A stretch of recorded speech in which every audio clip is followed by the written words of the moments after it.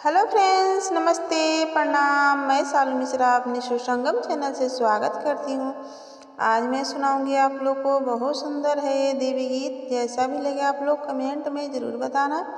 Channel पर नहीं देखते होंगे तो सब्सक्राइब कर लेना। तो चलिए सुनाते हैं।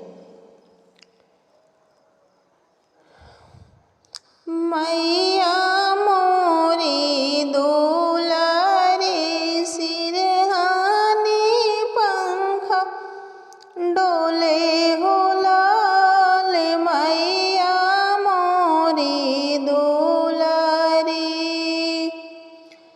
मैया के मांगे टीका शोभे। मैया के मांगे टीका शोभे। नाथी अबिराजे हो लाल। नाथी अबिराजे हो लाल। मैया मोरी दुलारी सिरहानी पंखा डोले हो लाल। मैया मोरी दुलारी सिरहानी पंखा डोले हो लाल। मैया के गले हरवा शोभे। मैया के गले हरवा शोभे। लावा केट बिराजे हो लाल। लावा केट बिराजे हो लाल। मैया मोरी दुलारी सिरहानी पंखा डोले हो लाल।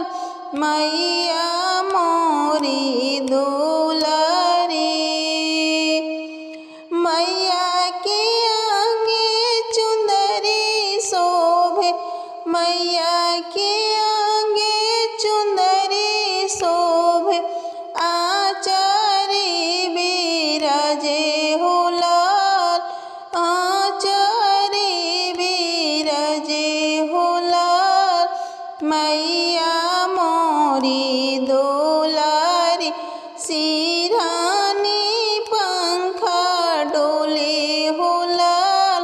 मैया मोरी दुलारी सिरहानी पंखा डोले हो लाल। मैया के पैरे पौजब शोभे। मैया के पैरे पौजब शोभे। बिछुआ बिराजे हो लाल। बिछुआ बिराजे हो लाल। मैया मोरी दुलारी सिरहानी पंखा डोले हो लाल।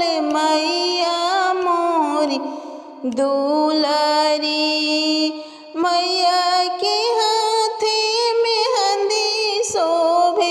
मैया के हाथे मेहंदी शोभे। महावर बिराजे हो लाल। महावर बिराजे हो लाल।